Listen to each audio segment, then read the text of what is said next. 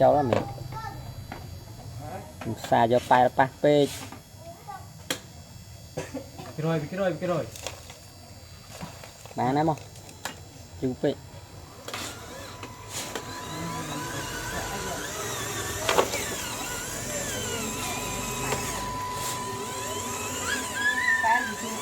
chân cho hai chân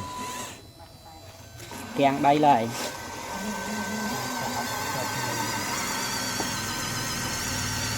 chống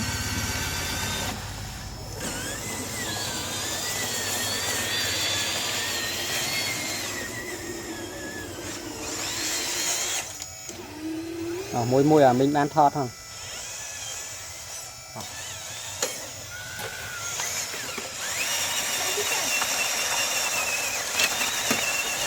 lên tròn tàu và hai pa lý ăn tàu trâu cường